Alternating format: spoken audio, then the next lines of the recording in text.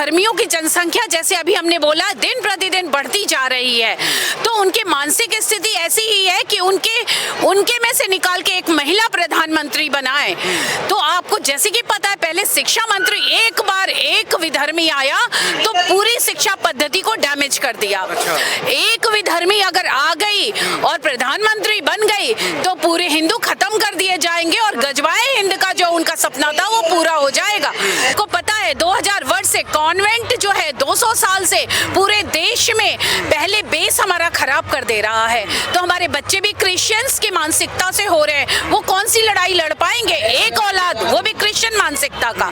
तो क्रिश्चियन ही आ रहे हैं हिंदुओं को धर्म परिवर्तन करने और मुसलमान आ रहे हैं हिंदुओं को धर्म परिवर्तन करते हैं। आज उनको इसी माध्यम से ये चुनौती दे रही हूँ कि अब जब हिंदुओं की आवाज होगी तो 10 लाख से ऊपर हिंदू इकट्ठे होंगे, एकत्रित होंगे, क्योंकि अब हिंदुस्तान एकजुट हो गया है, हिंदू सनातनी एक हो चुके हैं और अब हम कुछ अभद्र व्यवहार अपने लिए बर्दाश्त नहीं करेंगे। जिसने हिंदुस्तान में रहना है वो भारत माता की जय बोलेगा, वंदे मातरम बोलेगा। लेकिन वो नमस्कार, राष्ट्रधर्म में आपका स्वागत है। देखिए, राम मंदिर को बने हुए 2 वर्ष हो चुके हैं, आज दूसरी वर्षगांठ राम मंदिर की है। तो जगह जगह पर देश के अलग अलग स्थानों पर भव्य रूप से राम मंदिर का निर्माण की जो है शोभा यात्राएं निकाली जा रही है, उत्सव बनाया जा रहा है। तो आप लोगों को कैसा लगा? जैसे राम मंदिर को बने हुए 2 वर्ष हो चुके हैं, तो इसमें कैसा लग रहा है? आप लोगों को क्या कहना चाहेंगे? 2 वर्ष हो गए। बहुत बहुत शुभकामनाएं हैं मोदी जी को कि उनके सरकार में आके 500 वर्षों की जो तपस्या थी वो पूरी हुई। साथ में मैं समाज के लिए संदेश कहना चाहूंगी कि 2000 वर्ष में 25 देश टूट गए भारत से। तो जो लोग हैं मंदिर तोड़ने वाले, इतने लाखों मंदिर तोड़े गए, बनाने वाले बहुत कम। अब अगर बन रहा है मंदिर तो देखिए किसकी जनसंख्या बढ़ रही है, तोड़ने वालों की कि बनाने वालों की? बनाने वालों की जनसंख्या दिन प्रतिदिन घटती जा रही है और तोड़ने वालों की जनसंख्या दिन प्रतिदिन बढ़ती जा रही है। तो मंदिर को जोड़े रखने के लिए और मंदिर को यथास्थिति रखने के लिए सभी को जागृत होना पड़ेगा, सभी हिंदुओं को एक होना पड़ेगा और कुछ न कुछ ऐसे सरकार से नीति लानी पड़ेगी जिससे कि हिंदुओं का विनाश ना होने पाए और जो विधर्मी हैं उनको देश से निकाला जाए। तभी हिंदू जग सकते हैं, तभी हिंदू जिंदा रह सकते हैं, तभी हिंदुओं का ये भगवा वस्त्र जागृत रह सकता है, पूजा पाठ और मंदिर तभी हो सकता है। देखिए, जैसे राम मंदिर का निर्माण हुए 2 वर्ष हो चुके हैं, लेकिन कहीं ना कहीं अभी भी मुस्लिम समाज के कुछ नेताओं के द्वारा कह दिया जाता है कि हम अपना जब समय आएगा, दौर आएगा तो हम अपनी मस्जिद वहीं पे बनाएंगे। तो क्या लगता है कि ऐसे लोगों को क्या करना चाहिए? इनकी क्या मानसिकता हो सकती है? इनकी मानसिकता शुरू से आपको पता है, धर्म और विधर्म, तो विधर्मियों की जनसंख्या जैसे अभी हमने बोला दिन प्रतिदिन बढ़ती जा रही है। तो उनकी मानसिक स्थिति ऐसी ही है कि उनके में से निकाल के एक महिला प्रधानमंत्री बनाए। तो आपको जैसे कि पता है, पहले शिक्षा मंत्री एक बार एक विधर्मी आया तो पूरी शिक्षा पद्धति को डैमेज कर दिया।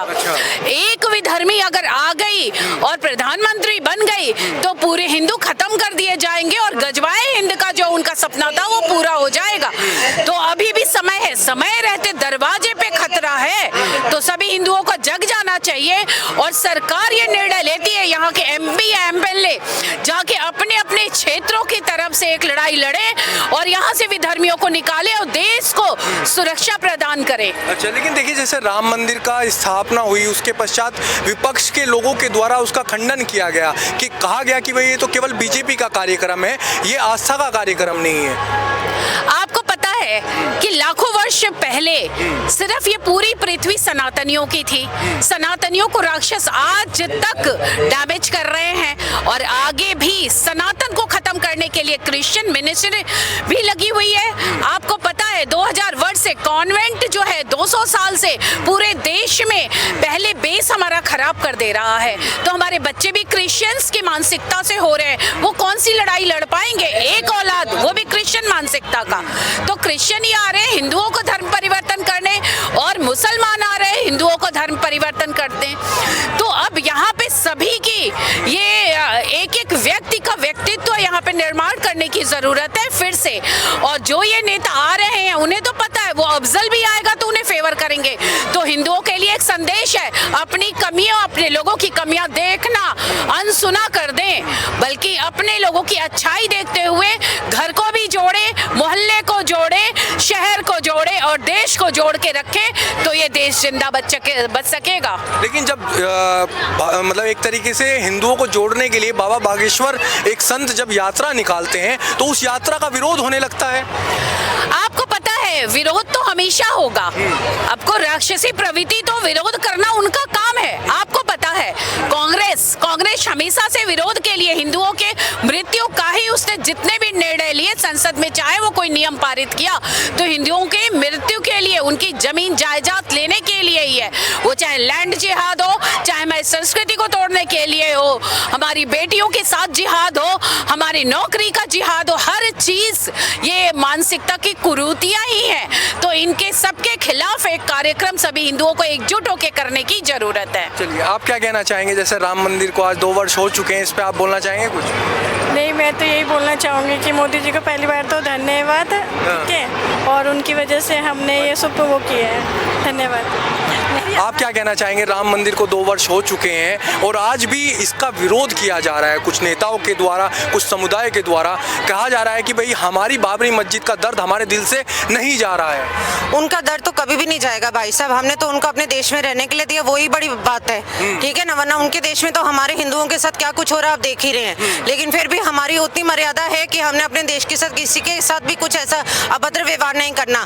और वो जो बाबरी मस्जिद का इतना नारा लगा रहे हैं, चाहे इतना रोना रो रहे हैं, वो हमेशा से राम मंदिर ही था जिसको उन्होंने बाबरी मस्जिद बनाने की कोशिश करी थी। लेकिन कहते हैं ना, श्री सनातन धर्म में इतनी शक्ति है कि जो धरोहर हमारी थी वो हमारी ही होनी थी। और उसका आज देखो, जब उसका प्राण प्रतिष्ठा हो गई है, हम इतने सौभाग्यशाली हैं कि हमें उसका शोभा यात्रा निकालने का मौका मिल रहा है, हमें खुद करने का मौका मिल रहा है। हम बहुत कहते हैं ना, अपने आप को, मैं आपको क्या बताऊं, मेरे खुशी का कोई, मैं आपको बता नहीं सकती मैं कितनी आज प्रसन्न हूं, मैं कितनी खुश हूं कि मेरी सारी मातृशक्ति, मेरे सारे युवा मोर्चा, मेरे सारे बच्चे आज शामिल हुए हैं इस यात्रा के अंदर। और ये हमारा जो YSS का ग्रुप है, हमारा विश्व हिंदू परिषद है, जहाँ का बजरंगी दल हो गया, सनातनी धर्म हो गया, जहाँ आपका RSS हो गया, ये सारे धर्मों की है। ऐसा नहीं है, इसमें वाल्मीकि समाज भी है, सभी समाज इसमें है और सारे एक होकर इसलिए हो रहे हैं। आपने देखा है, जब भी मुसलमान आवाज करता है, एक आवाज करता है, तो लाखों की संख्या में मुसलमान आ जाते हैं। तो आज उनको इसी माध्यम से ये चुनौती दे रही हूँ कि अब जब हिंदुओं की आवाज होगी तो 10 लाख से ऊपर हिंदू इकट्ठे होंगे, एकत्रित होंगे, क्योंकि अब हिंदुस्तान एकजुट हो गया है, हिंदू सनातनी एक हो चुके हैं। और अब हम कुछ अभद्र व्यवहार अपने लिए बर्दाश्त नहीं करेंगे। जिसने हिंदुस्तान में रहना है वो भारत माता की जय बोलेगा, वंदे मातरम बोलेगा। लेकिन वो तो कहते हैं कि भाई क्यों बोले हम वंदे मातरम, जब हमारे धर्म के अंदर वंदे मातरम मतलब बोलने से हमारी धार्मिक आस्थाएं ठेस हो जाती हैं। वो कहते हैं हमारी धार्मिक भावनाएं आहत हो जाती हैं वंदे मातरम बोलने से, भारत माता की जय बोलने से। आप हमारे देश में रह रहे हो जो कि एक सनातनी देश है, इसकी संख्या हिंदुओं की ज्यादा है, तो ये हमारा देश जो है ना वो सनातनी है। लेकिन इसने अपने आप को, इसकी गरिमा इतनी है कि इसने हर धर्म को अपने साथ में समेट रखा है। हम धर्म का विरोध नहीं करते, हम ये नहीं कहते कि आप अपनी पूजा मत करो, आप अपना धर्म मत अपनाओ, आप अपनाओ, लेकिन आप जिस सनातनी देश के अंदर हो उस देश की तो मर्यादा रखो। आप जिस सन्यासी देश के अंदर हो आप उसकी मर्यादा रखो, उसका गौरव रखो। आपको कहने में क्या हर्ज हो रहा है, क्योंकि आप लोगों ने एक अलग ही फंडामेंटल बना रखा है कि हमने कैसे झगड़े करवाने हैं, हमने कैसे लोगों को भड़काना है। बट हम अपने सनातनी बच्चों को सिखाते हैं आपने कैसे भक्ति करनी है। हम उनके हाथों में तलवारें नहीं देते, हम उनको ये नहीं बताते कि कैसे बम विस्फोट करें, हम उन्हें ये बताते हैं कि उन्होंने कैसे सनातनी धर्म से जुड़ना है, कैसे उन्होंने सनातन धर्म का प्रचार करना है और भक्ति भाव में हमारे बच्चों ने जुड़ना है और सही रास्ते पे चलना है। लेकिन देखिए, कहते हैं कि इस मिट्टी में तो हमारा भी खून शामिल है, ये तो हमारा भी देश है, सेकुलर देश है। सेकुलर देश है, लेकिन आप कहो इस मिट्टी में आपका खून है, मैं किसी बात से आपको इनकार नहीं कर रही।